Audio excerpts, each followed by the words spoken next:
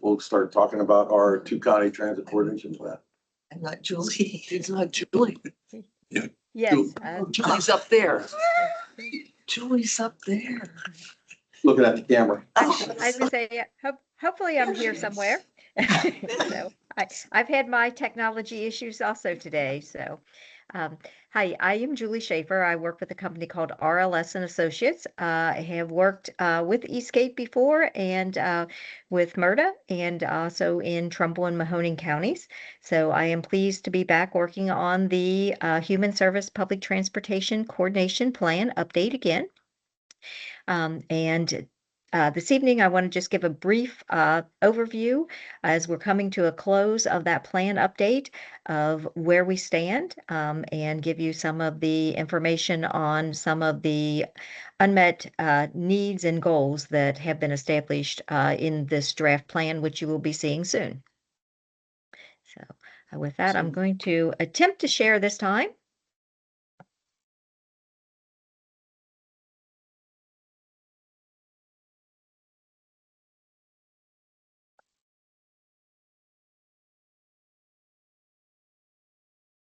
And it doesn't, appears that I'm still having my issues. No worries, Julie. If you want me to, I have your presentation ready. Just let me know if you want me to show that. Okay, if you don't mind, so I don't delay us. Yep, absolutely. I was gonna say it's not. Cancel this. Okay. And as I mentioned before, this is a coordinated plan, a regional plan for Mahoning's and Trumbull counties. So with that, we will move on. So the purpose of this plan is to fulfill the FTA requirement for the 5310, the section grant that addresses the transportation needs of older adults, individuals with disabilities, and low-income individuals. So again, this will allow organizations within Mahoning and Trumbull County to apply for 5310 funding as long as their initiative or their project meets the criteria or one of the unmet needs or goals established in the plan. So our hope is that we're going to establish a true roadmap for service coordination and improve transportation services throughout the communities. This won't be a standalone plan. It will be a plan that will be in coordination with other plans that have been developed. This one is building on the prior 2021 Human Service Public Transportation Coordination Plan. In addition, taking into consideration other studies and plans that have been recently developed, including the one that Eastgate just recently published for the Transportation Development Plan.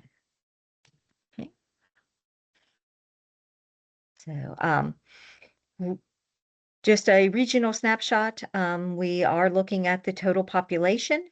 With the population of seniors, you are slightly higher in your area, which you probably already know. But one of the other things is that you do have a higher number of households without any vehicles. We did hear a lot about that, of the individuals that have one vehicle household, or households that only have one vehicle or zero vehicles, especially when it comes to employment transportation and trying to meet the needs of getting those individuals to work. Okay. We do know, and we heard that about all the successes of WRTA and the people that appreciate that service. It does seem to be a fairly robust service and providing a lot of good service in Mahoning County. Although there were some areas that were identified as some gap areas or some additional needs. But again, there was a lot of discussion about the limited transportation opportunities in Trumbull County. Okay, we'll go ahead and move on. Okay, so the process, we have an advisory committee, a project advisory committee that is working with us on this project, and we have met a few times. We also interviewed several providers and organizations associated with transportation. Okay. We also had focus meetings in Trumbull, in Mahoning County. And we've had a couple public meetings that have been well attended. We did 2 meetings a day, 2 times. Okay.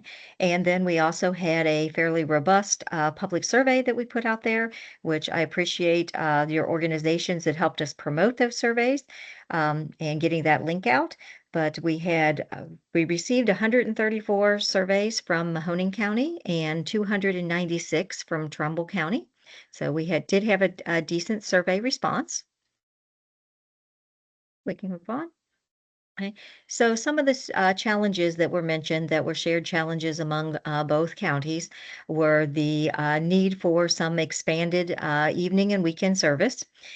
There was a lot of discussion about cross-county and interstate service gaps and how we can get people to, other states and different things and neighboring counties. So also, talk about that there could be much better provider coordination and sharing of trips, different things, actually maximizing on, the seating capacity that we have available. So there was a fair amount of discussion about and comments about the lack of accessible vehicles when it comes for transportation needs. Um, One of the big gaps that were mentioned were the long wait times for return trips. In particular, Trumbull County was mentioned that quite a bit. And then need for updated technology, whether it be scheduling software or the telephone apps, different things like that. So just kind of moving into the new world of how we're all used to picking up our cell phone and being able to schedule a ride with a couple touches. Okay. One of the things that was a little bit surprising that came out loud and clear was the need for additional information about the services that are available, additional marketing of the services. And then also there was a lot of comments made about transit safety. Whether that would be actually access to a bus stop, whether it be sidewalks, curb cuts, and also lighting at the intersections and bus stops. Okay, so those were some of the shared concerns. Some of the Mahoning County highlights that came out, again, were some of the reduction in service that have occurred. And then again, the concerns about some of the safety and lighting and different things at the downtown bus stop and sidewalks. Again, the sidewalks and the lighting came up, whether it be uneven sidewalks or no sidewalks. And I know there have been some improvements in that area recently. Okay. Also, a lot of non-medical trip demand, unmet needs, again, that primarily for employment transportation. Okay. And some of the opportunities that came out were some discussion about some additional funding opportunities that may arise from the county opiate settlement funds that each of the counties are getting, that a lot of transit systems are tapping into. Okay. Also maybe looking at some expanding some volunteer driver programs and looking at the opportunities that might arise for coordination if there could be some type of shared scheduling software. So Trumbull County highlights some of the things that came up again. There was a lot of emphasis on workforce access barriers, in particular the evening and weekend gaps. I do want to point out that the study was going on and some of our meetings were going on about the same time that a lot of the workforce in Trumbull County or the transit user workforces had just lost some of the WRTA routes. So that was definitely a topic of discussion.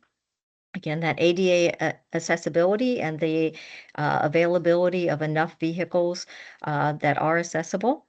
Okay.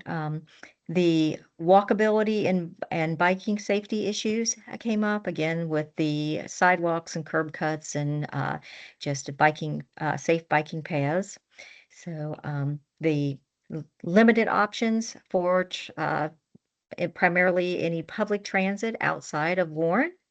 Okay, and then just the need in general for the community buy-in and some type of unified information hub, again, to share the information about the services that are available and to make sure that people can connect to those services. So some of the community needs and gaps again that kind of just simplifying things a little bit. Service hours, mainly after 6 p.m. Definitely some employment and workforce transportation. Again, the accessibility, which is primarily focused, what we heard on the need for additional vehicles that would be handicap accessible. Making a more robust coordination of services and making things easier for those transportation providers to actually coordinate service and share some of those trips. Affordability did come up. We're not talking about necessarily WRTA there, but some of the trip costs, if people are paying out of pocket, maybe for some Uber, Lyft, or different things to get back and forth to employment. Okay. That awareness that we talked about, so they making sure that we can get the word out about the services and increasing that public knowledge in general. Okay. And then as far as technology goes, the need for some shared dispatch amongst those providers so that we can better coordinate service. So again, just quick summary of some of those regional goals, which for this plan, which would be finding some strategies to expand the service especially in the evenings, weekends across those county lines. Increasing flexibility of the service and the affordable options. Okay. Improving some of those ADA and safety issues. Strengthening of the coordination among the providers and the agencies. And one of the biggies, which is in a concern for any industry out there, is developing and being able to maintain a sustainable funding source. Okay, but then again, raising that public awareness of the need for transportation and where those gaps are. Okay. So we'll go ahead and move on then. The Mahoning goals are, again, very similar. You will see that we touch on the same things here. Okay, but under goal 5, though, we're talking about developing that sustainable funding for ongoing operations and possibly some expansions that might be able to, again, touch on some of the outer lying areas in the county. Okay, and raising that public awareness beyond just where the fixed route services are operating. Okay, and the Trumbull goals here, again, we have some of the same things, okay, but we also want to make sure that we try to focus on establishing some type of expanded transportation options for the general public, whether that be public transportation or just increased in services, affordable services that are not targeted just to those individuals that meet that 5310, Section 5310 funding criteria. That is the primary transportation funding source that Trumbull County is using right now. So some of the implementation strategies that we talked about in the plan will expand on these. Okay, is some type of possibly unified scheduling platform that the providers can use together and possibly can connect through online links and those kind of things. For lack of a better word, one call, one click center. So rebranding the transportation message to attract riders and funders. We talked about that the message that has been out there, providing public transit or transit because it's the right thing to do. Maybe we will focus more on the economic values of having transit available, especially to those employers and being able to get people to and from work. Okay. Looking at some more involved volunteer driver programs and our microtransit pilots that might again be able to afford some lower cost options for some of those evening and weekend expanded hours. Okay. Um, Expanding our transportation network, possibly through the TNC options, the more use of Uber, Lyft in some effective and affordable manner. Possibly some employer van pools. Okay. Uh, Again, also looking at the coordination efforts and cross-county coordination agreements where other counties may be coming in to provide some transportation service uh, from their county and vice versa. Okay. Development of a marketing toolkit for increased awareness. Okay. Also, an ongoing mobility coordination working group that would work among the both of the counties to make sure that we can keep this effort going and moving forward and continue to advance. That it's just not a plan that's going to be a stagnant plan that we're going to do because it's a requirement and it will sit on the shelf for the next 4 years. Okay. So, some of the other strategies that we talked about was actually in particular for Trumbull County, possibly establishing a Trumbull County Transportation Foundation that would be a 501c3 organization that would be there for the purpose of providing funding for transportation and possibly in the event that we could bring public transportation back to Trumbull County, could be the source of that local match.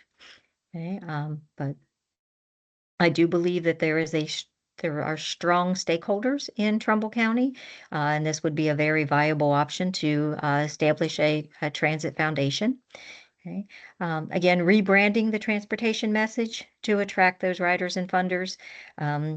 Someone used the terminology in one of the public meetings we had that, hey, we need to find a way to make transportation sexy. So again, that volunteer driver and microtransit pilots, and hopefully we can increase some volunteer options in Trumbull County. There's cross-county coordination agreements. Again, that marketing toolkit and the mobility coordination working group are all for Trumbull County also. So we have a lot of overlapping there. So again, when we're talking about emerging opportunities, oftentimes we're talking about ways that we're going to be able to find funding so that we can enhance and increase the services. So looking at some of those funding opportunities, whether it be through the opioid settlements or some healthcare partnerships, possibly that, like I said, that Transportation Foundation, workforce development opportunities. Okay. So the infrastructure improvements, the stops at the stops, the lightings and the sidewalks. I know that Eastgate has been involved with some of those projects, and you have a lot of projects going on right now that are going to help some of that. The ICAM and state tech grants is speaking to actually the Coordinating Council on Access and Mobility. That is a federal program that actually has a list of a lot of funding opportunities for transportation. I believe they're up to 163 now. So, okay. So just quickly, timeline and next steps. Okay, the plan will establish short-term, mid-term, and long-term goals with objectives to meet those goals. So we're doing the draft presentation today. So we're going to do the draft plan to the PAC will go out on November the 11th. Okay, with a comment period till the 21st. And I probably have the wrong date on here. I was thinking your next meeting was on December the 2nd. Okay, but this would then be presented to the Eastgate board for review and hopefully adoption prior to the end of the year. So that's all I have. If anyone has any questions. I do. Okay. Julie, this is Janet Hazlett.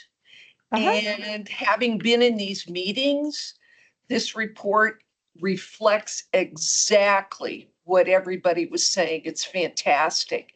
There's things that the marketing part you really stressed and awareness, and that's good because that you usually don't hear that. But I also want to let you know that Carl Clemens, the infamous Carl. I talked to him a couple weeks ago and I mentioned to Dean Harris something, and we're going to gather a bunch of information and start to try to get some communication between Trumbull and Mahoning, because sometimes it's people who have no power that end up being able to trigger something. So I just want to let you know that there is no communication right now, as far as I know.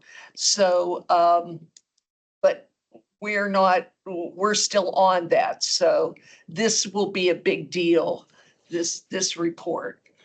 So thank you very much. Okay, and I'd like to thank you for your participation, yours and Carl's both. You are very instrumental in that group that I was saying that you have some very strong advocates and stakeholders within the region. Yeah, the number of surveys from Trumbull County as opposed to Mahoning kind of tells the whole story. Yes, So, yes, it does. And those of you that have been involved through the process know that in order to get the level of surveys that we did finally receive from Mahoning County, we actually had to do three pushes to get that. But the Trumbull counties came in fairly quickly.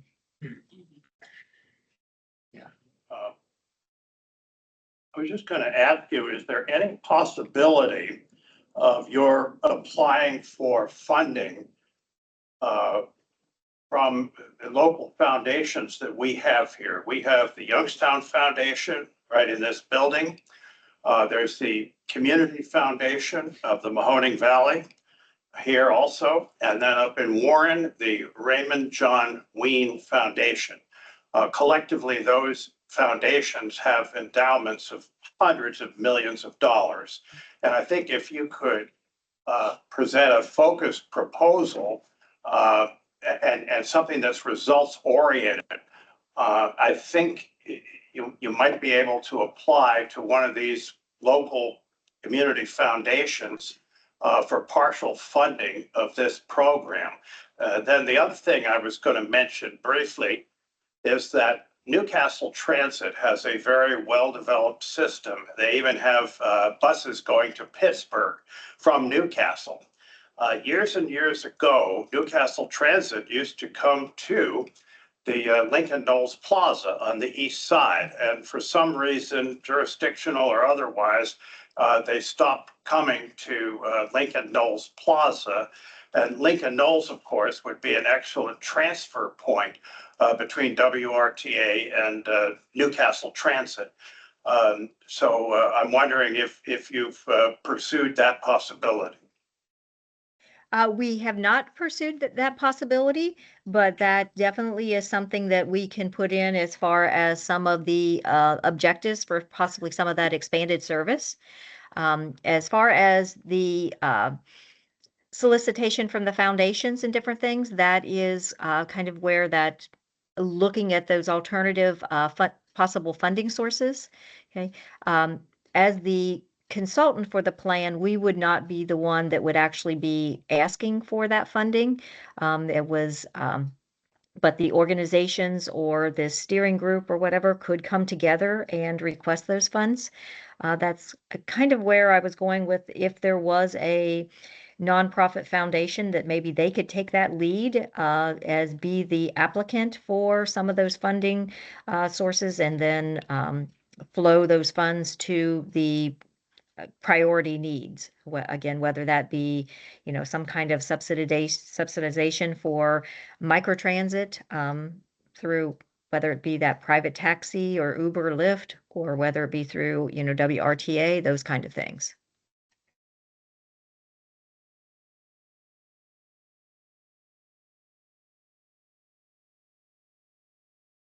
Any comments? All right. Thank you, Julie, for taking time out of your evening to give this presentation to our group. No problem. I'm happy to hang on, but I won't interfere with your meeting if you don't need me. Thank you, Julie. Okay. Thank Thank you. you. You have a great evening.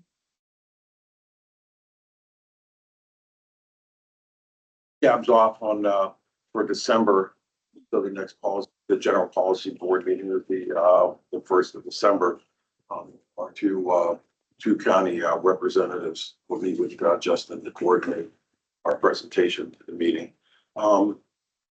Justin, so kind of give us a brief synopsis of what happened at the TAC today. Yeah, I absolutely can. One of the items that was discussed at our technical advisory committee meeting earlier today was Julie's presentation. I'll skip over that bullet point, but I'll kind of cover the rest to catch everyone up. And for a lot of this, I'm going to jump around on our website. If you haven't had the chance to check that out, ton of great information there. But this sometimes is pretty helpful. You kind of get a feel because the website is sprawling and enormous. So eastgatecog.org, if you haven't been, the homepage has some featured information. Top news section is always pretty helpful. And for the first item on the technical advisory committee agenda was updates from the Appalachian Regional Commission. We are an ARC local development district. Periodically, we'll help coordinate and share information from ARC's federal programming.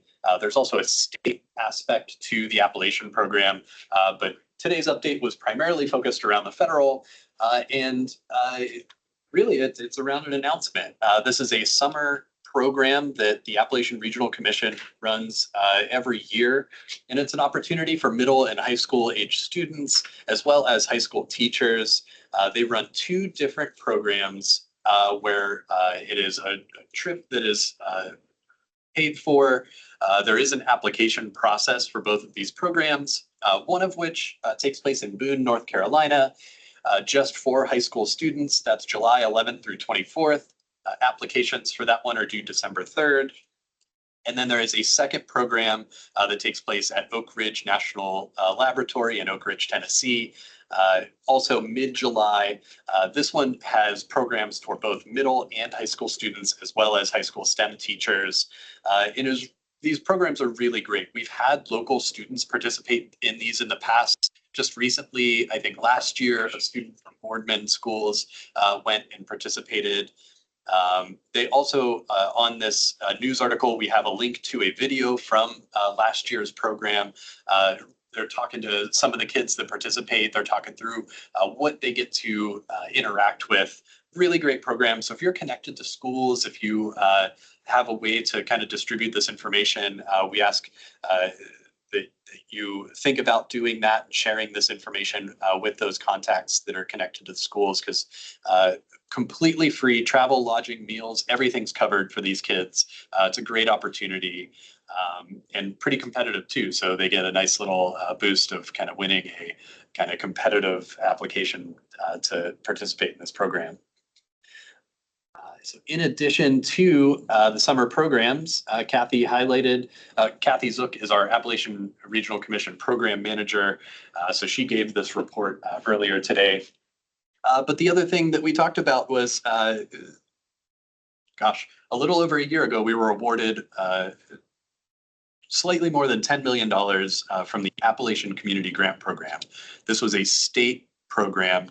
The Governor DeWine utilized some of the state's ARPA allocation, the American Rescue Plan Act dollars, set aside $50 million specifically for the 32 counties in Appalachian, Ohio, to apply for community-based projects. We coordinated an effort for Ashtabula, Trumbull, and Mahoning County organizations to put together project ideas. One of those successful projects that we were funded for was the Trumbull County Metro Parks Western Reserve Greenway Trail. They had a portion of the hillside for the trail that had collapsed, and it had closed off this section of trail, caused a diversion of about 1.5 miles for anybody using the trail to go around this area, section of trail that was closed. They were successful in getting funded through this program to correct the hill slide, got some new pavement because of some of the damage that was done during the repair, as well as some new fencing to protect against kind of the edge barrier there. But you can see this is an old railroad bridge. You see that shot from underneath. And this is our first Appalachian Community Grant Program project that is complete, that we have a ribbon cutting for. So many congratulations to the folks at the Trumbull County Metro Parks for seeing this one through. Good project in the first of many that will get a ribbon cutting here in the next less than a year, because all of these projects have to be completed by the end of September. So the pressure's on, but more good news to come there. After Kathy's presentation about ARC, Joey Kemp, who operates kind of our transportation funding programs, gave a small update on the Transportation Improvement Program funding programs, which is the State Transportation Block Grant and the Transportation Alternatives Program. And also the CMAQ program, which is Congestion Mitigation and Air Quality. Interesting quirk about these projects, or these programs rather. The congestion mitigation and air quality projects are controlled kind of at the state level. So we take applications from our local communities that have eligible transportation projects for this program, go through a scoring process and rank them. And then we take the most eligible projects down to the state level to the statewide CMAQ committee. That statewide CMAQ committee looks at all of the projects statewide and makes a determination on which projects will receive funding through this program at the state level. So we had 7 total applications this year. 6 of those projects are recommended for funding from the statewide CMAQ committee. So you can see them in this chart here on the screen. This represents total CMAQ commitment of $8.7 million coming back to our area. So really happy to see that this number of projects get funded through the state and these come through.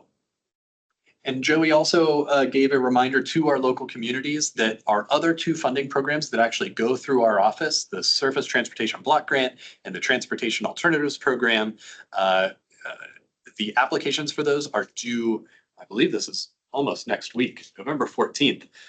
So coming up, just kind of a last reminder for our communities to kind of get those in, and then gave a high-level overview of what those programs focus on. So for STBG, the focus is on construction in fiscal years 2030 and 2031.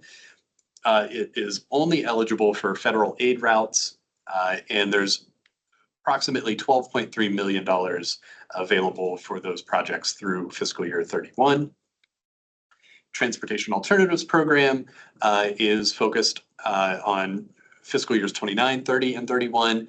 This is for construction only. Design does not qualify for this program, and there's $2.2 million available for this one.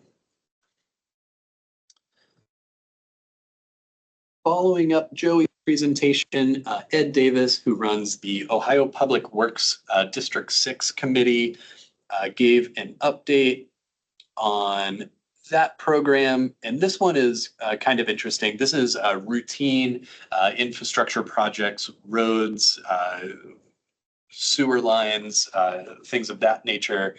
And last month, we had shown off kind of a new interactive map tool that our GIS team had put together.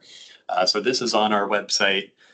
The update that Ed Davis had given for this program is that the District 6 committee had just met and determined the cutoff for scoring for these projects. So we get more requests than we have money to fund for this program. So this program gets really competitive. There's an intensive scoring process, and they just determined their initial cutoff for which projects can get funding here.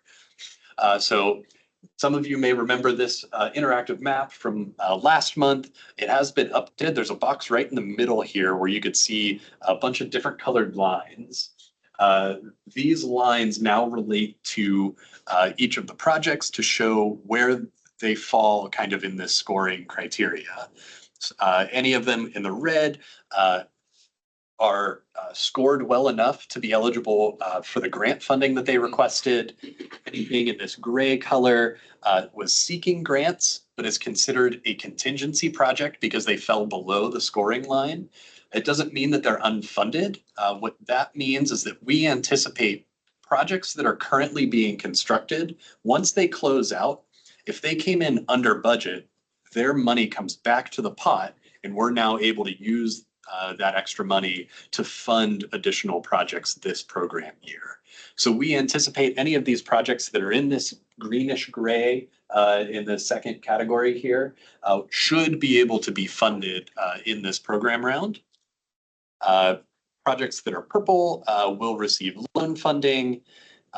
Blue projects, small government, is an interesting category. So these are projects that were applied for the regular program, didn't score well enough to get funded as part of the initial round, but there's a second chance for small communities to seek additional funding. The small governments program is operated at the state level. So this is another one where we send this list of small government projects down to the state, and the state makes the decision on if those receive their second chance funding. Those decisions come back to us around May. So a lengthy time, but there's still an opportunity for those projects to get funded. And then lastly, this last category, which I believe is a gray, are the unfunded projects. They just didn't score well enough to compete with the other ones that were submitted. But we obviously work with those communities to give them suggestions for next year, how to improve their scores and some different things that they can consider to earn more points. On that last one, it says terminated. Does that mean they've dropped out of the? It program? does. Yeah. So some communities will throw an application in when they start to see where the scoring is going to fall out. They may make some decisions on pulling their project. In this case, these two projects that were terminated were able to join the project that the Mahoning County engineers submitted. These are repaving projects. So those projects will actually get completed, just not on their own because they didn't score well enough as they were pulled out. So a lot of different mechanisms in how this program kind of works. It's a really interesting process to watch unfold. But yeah, and I had mentioned this last month when we first showed off this interactive tool. This interactive map, I think, is the only of its kind in the state that we are making this type of available, or this type of information this accessible. You can go in and you can see the individual applications that these communities submitted. All of the data that they give to us is available on this page. So really interesting kind of tool. So if you're interested in this type of stuff, encourage you to check it out. There's a bunch of filters that you can kind of turn on and off, and you can zoom around to see what types of projects are being kind of put through the process for this program.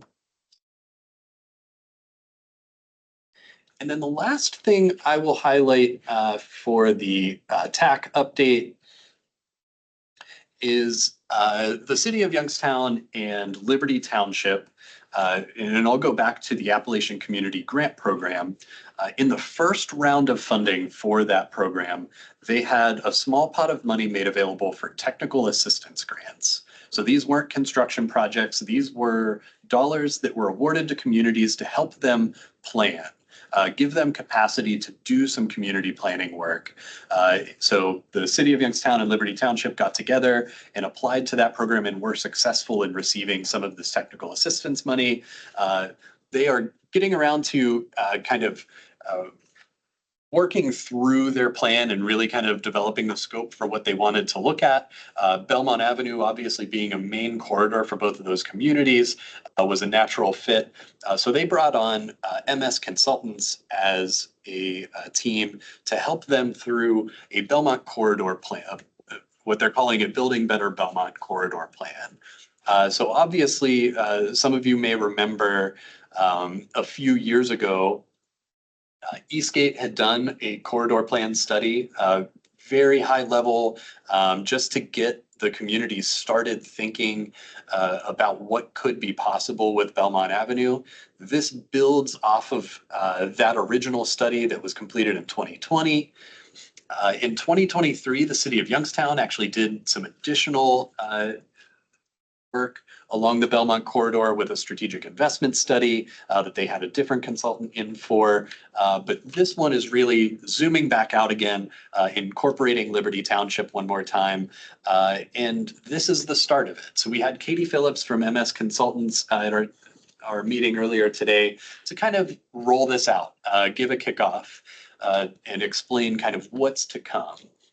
So really they're looking at recommendations for physical infrastructure improvements to Belmont Avenue, as well as some other policy improvements.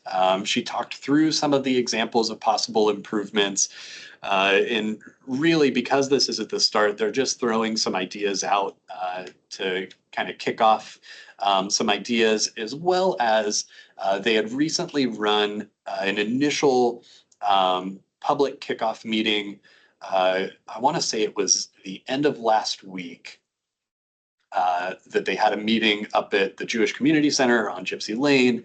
And some of these ideas kind of came out of that first discussion that they had. But this is the schedule that they're looking at an August of next year final plan deadline. And going through that, you can see that they're planning 2 community open houses. They did assemble a steering committee, so they'll have some steering committee meetings. They're intending to do some focus groups, which are smaller engagement sessions. But yeah, as this process continues, we'll continue to kind of keep tabs on it. Eastgate doesn't play a major role in this project. It's not something we're driving, but certainly something we're happy to help along as best we can.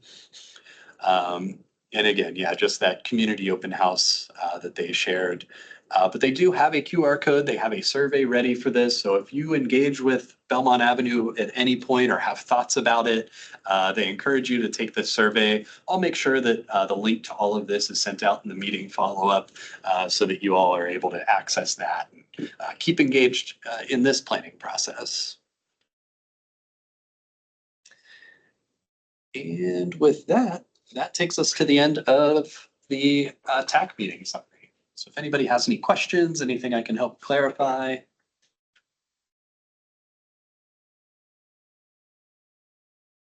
Listen with that, can you move right on to the resolution 23 this year? Yeah, absolutely. So in the packets, you'll see a resolution. This goes back to Joey's presentation on the Transportation Improvement Program. And I do want to point out there are 2 corrections to how this presents on paper. I'll make sure when I send this out in the follow-up that I get the corrected version. In the title, you'll see that those years are wrong. They're in the past. We're forward-looking. We're not looking backwards for this. So Joey wanted to make sure that that was mentioned, as well as on the 3rd page of it, there is a WRTA project listed there at the bottom of the 3rd page. You'll see the sponsor is listed as Mahoning County Engineer. That's not the case. It's a WRTA project. They are the sponsor. So 2 very minor corrections that we'll make. But this is one of those procedural resolutions. So our agency operates in a way that our decisions are made by our general policy board. That's how we function. The Citizens Advisory Board and the Technical Advisory Committee are advisory to that decision-making body. So these resolutions come through these meetings for review, just to make sure that our decision-making process is transparent. And this is the way that we are able to facilitate projects through our programs. So these resolutions are fairly standard. This is how we kind of deliver our funding programs, particularly on the transportation side. So this is specifically related to the congestion mitigation and air quality projects that we had talked about. These are the ones that go down to the state. And this resolution is a direct result of the state identifying the 6 projects in our region for funding. So our passing of this resolution allows that process to continue and allows these projects to actually receive the funding from the state as that program continues. Now, the Mill Creek Metro Parks bikeway signalization improvements, what intersections are those at? Yeah, that question came up last meeting. So thanks for reminding me of that. And I did ask for clarification on there. So 1 second while I pull up.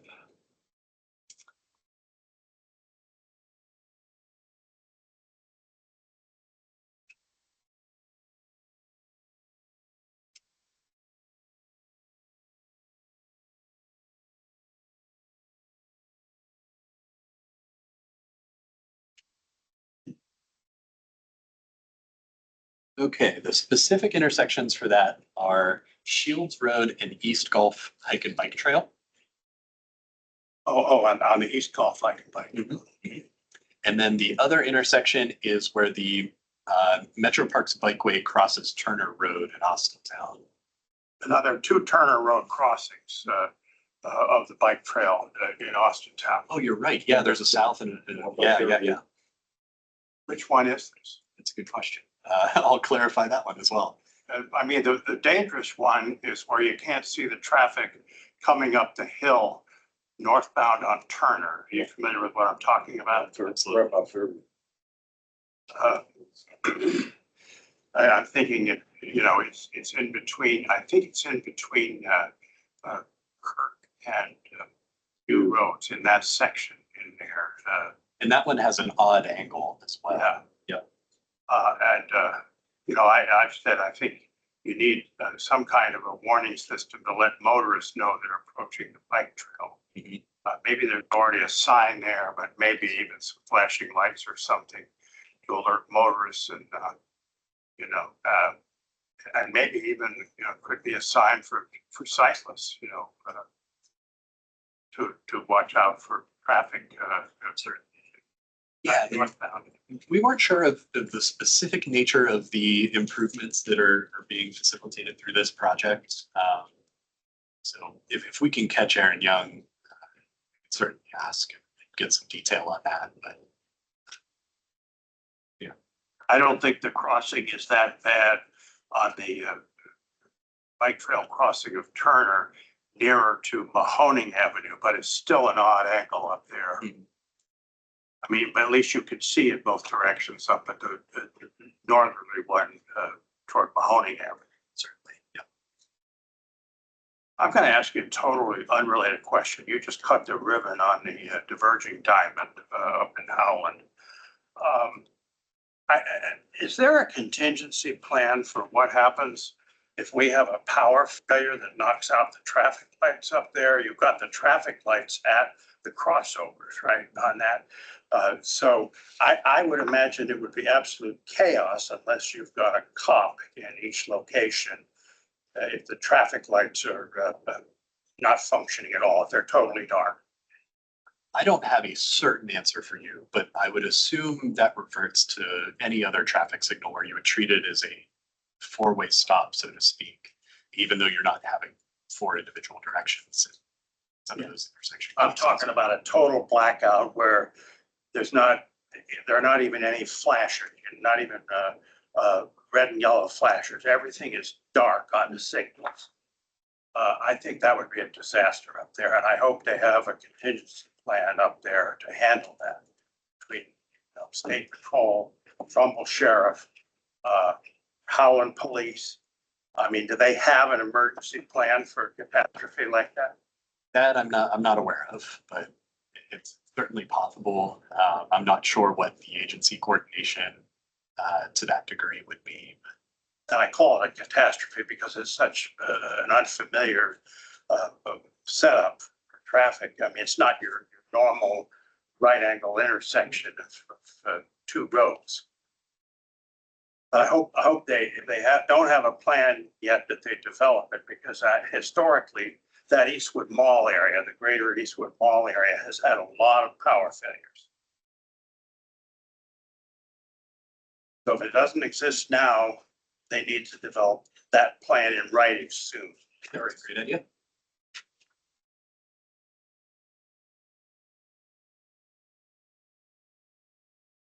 Justin distributed the cab, our handbook. going into 26, we have to approve this. Does anybody have any additional comments to all the revisions that were made? I do have some additional hard copies. I'll grab that.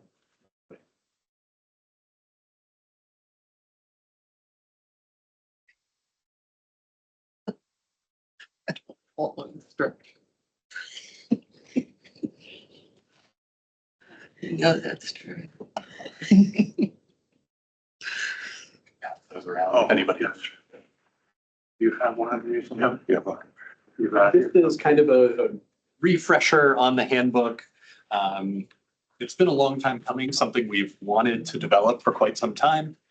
A long time ago, I'd say back in the 80s, we probably had one. It was kind of 5x7-ish size, pretty cute. So this is the modern version of that. Really kind of simplifies, talks through the policies and procedures of the board, how the board works, kind of a little bit how it fits into the agency. So really, I think a good onboarding material, a good kind of document to have on hand for folks to go back to as a reference point. And hopefully it's not overly complex. I had mentioned last month when kind of first showing this off that this started out, I believe, over 27 pages, and I've kind of condensed it down to, I believe, just 6. So should be easily digestible.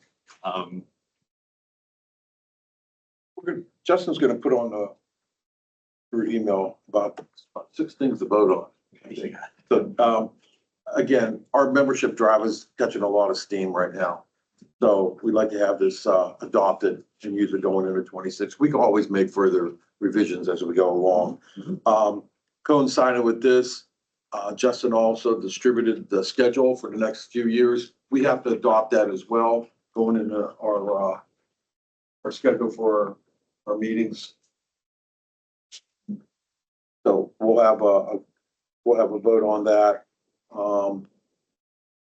Along that line, Justin passed out the applications for new members. I think we're up to about 8 or 9 at this time. Yeah, so we've received 8 applications from new members. We have 7 folks continuing from last year. So we'll be at our biggest size in quite some time. So really encouraging. And I think we have some new folks here. If any of you would like to introduce yourself, you could have a couple minutes if you're interested. If not, no pressure. Hi, I'm Jacqueline Daniel Johnson, better known as Jackie. Thank you. Rich Ferenchak, North Lima resident. Kids have graduated college and I'm looking for community engagement activities, and this seemed like a good one to get involved with. Absolutely.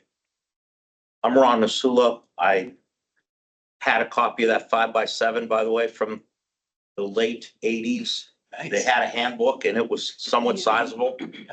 And Eastgate at that time, EDATA was in the parking deck. Yes, they were. In a period of 4+ decades, I worked in public service, 7 different positions. Retired in 21, semi-retired. And I'm playing in a couple other sandboxes, and this is something I've always had a passion with. I actually served 8 years as the administrator of the county engineer's office. So I'm well aware of the structure, be it from the policy board, TAC and CAB. I just thought this would be interesting, and living in Trumbull County now, because I was in Mahoning County. I know that sometimes there's a gap between the mentality of traveling from Trumbull County to get down here. Okay, which I do live, and I do live in Liberty. And I think I've noted that is there openings for Ashtabula residents as well? And do you have any? So we have in the past. Okay. It's been a little while. Right. I think the distance certainly is an issue. Virtual is always an option for Mhm. folks. We try and kind of close the gap as much as we can. But yeah, our service area, I'll get to this in more detail in January. I kind of do like a little mini onboarding for folks just as kind of a refresher about the agency, but just a quick touch point. Eastgate is a council of governments, which covers Ashtabula, Trumbull, and Mahoning County. Our metropolitan planning organization boundaries are just Mahoning and Trumbull. That's solely the transportation side of our agency. For our Appalachian work, for our economic development work, we cover all three.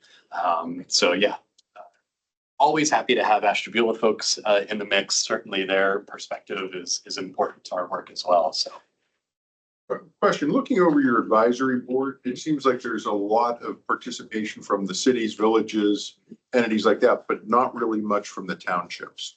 Is there a reason for that? So yeah, the townships, their membership is actually nested under the counties. So the counties are in some way, shape or form, they're representative to the Eastgate board. All of the cities and villages, obviously having jurisdiction outside of the counties, are individually represented as part of our agency. So it just seems like you have such big population centers in Austintown, Boardman, you know, up in Trumbull County, Howland, Champion. Yep. I know a year or so ago, I actually took it to walk from Southern Park Mall down. I work at the Giant Eagle on Doral off South Avenue. And it's very difficult, almost impossible actually, to navigate that on foot. So I just was wondering if there's anybody advocating for townships that have needs like that. Do you have any, just following up on there, not to interrupt you. No, no. Do you have representation at all from townships? Oh, I did not look at that. Is there like somebody from the Township Association, be it in Mahoning, Trumbull, or Ashtabula, that somewhat have their nose involved? Absolutely. Yeah, we have township trustees, we have folks that work, whether they're the township administrator or from their zoning or planning departments, regularly at our meetings. We work with them all the time. We help them. One of our programs, and it wasn't on our technical advisory committee agenda earlier today, but we did call it out, is called our planning grant. On our planning side, this is one that regularly gets a lot of township attention. Howland Township, Canfield Township, Boardman Township, Poland Township have all utilized this program and really make good use of it. But yeah, we're constantly talking with our township folks. I know, I think Phil Pegg is on from Vienna Township. Yes, I am. How you doing, Ron? I'm doing well. I hope you are up there north of me. Well, yeah, it's always a battle. And I take it back to the Township Association in Trumbull, as well as I'm the president of the Trumbull County Council of Governments. So I take things back to them as well. I also sat on the Trumbull County Planning Commission. Lake to River has been big for us. And the townships, again, other than the large townships, we don't have a lot of extra money for things like the sidewalks and to put in bike lanes and things of that nature. In the last, I think it was 5 years ago, I did get, with the help of Randy Smith and Gary Schaefer at the engineer's office, I think we had something like 1,400 foot of sideways or sidewalks put in at our center. So we utilize them more. But a lot of times it's hard to get the information that's really needed by the townships for things like the Appalachian grants. Yes, the cities always get them and the large townships, but the small townships, again, we're working with the entire staff is only 4 people. So it's a lot more difficult and we don't get the information we need to actually apply for some of that stuff. I've been more successful with going to the state. The last round of capital budgets, I ended up bringing back money for us. But it's, again, I wish I could tap in Appalachia. What I do see, I pass on to others who may be able to use it, but that's what I do. And I try to make as many of these meetings as I possibly can. And again, I just, I share information with everyone.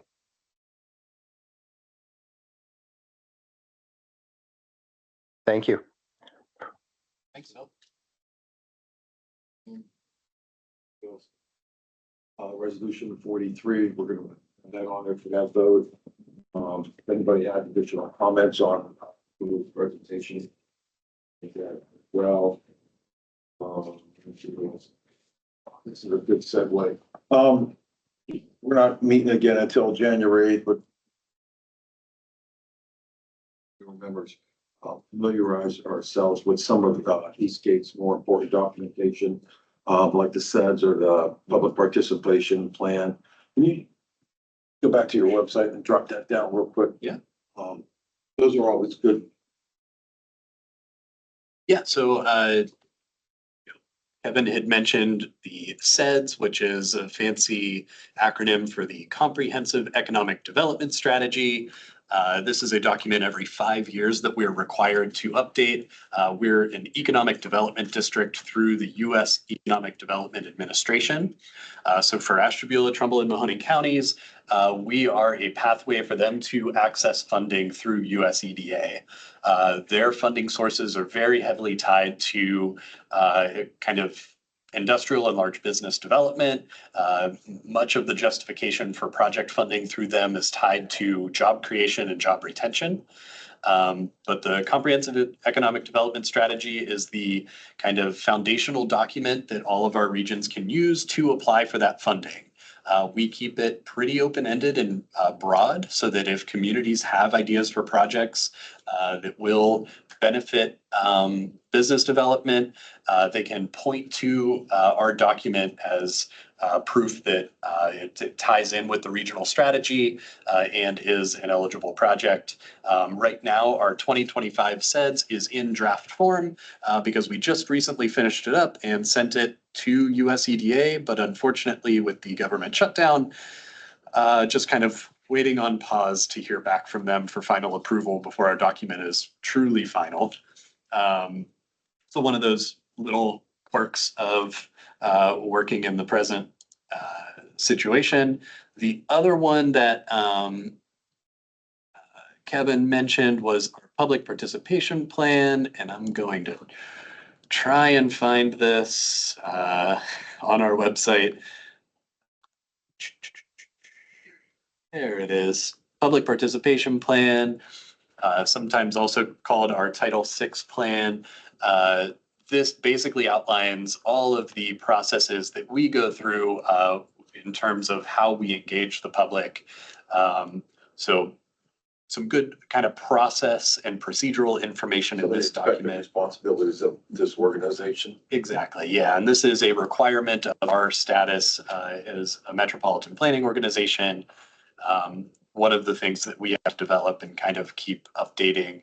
And obviously public participation changes, right? You know, when we went through the pandemic, virtual participation exploded for us. It became, we were doing a little bit, but really kind of transformed a lot of how we got our information out and across. It also kind of lays out some of the different accessibility things that we try to implement. So on our website, you'll notice this little stick person in the bottom corner, a ton of different accessibility controls. If you need some assistance kind of reading or translating the information on our website.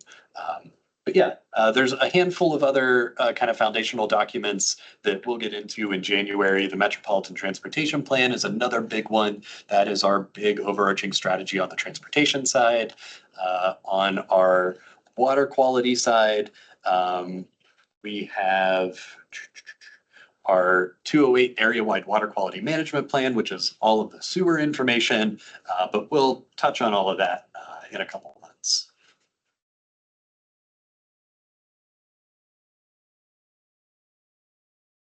Anybody have any comments?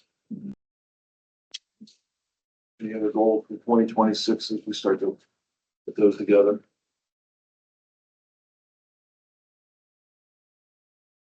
The only other thing I'll add is what you can expect from me kind of in the follow-up to this meeting. I put together some meeting notes that I'll send out that'll have any of the presentations that we kind of walked through attached to the back of them. With the current board, I'll send out some action items for follow-up. That'll be voting on any of the membership applications for next year. That'll be approving the handbook to kind of be our first step towards formalizing that.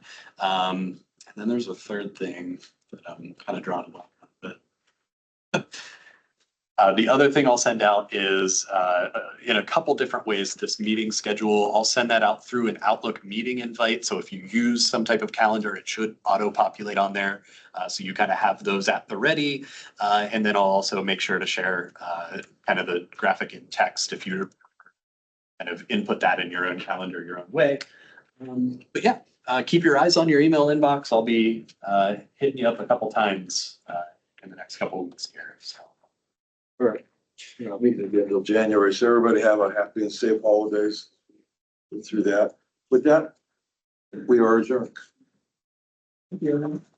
I thought another transportation on your sort of United Way, but they're not obviously as big as the foundation. And, you know, they raised about 3 million a year.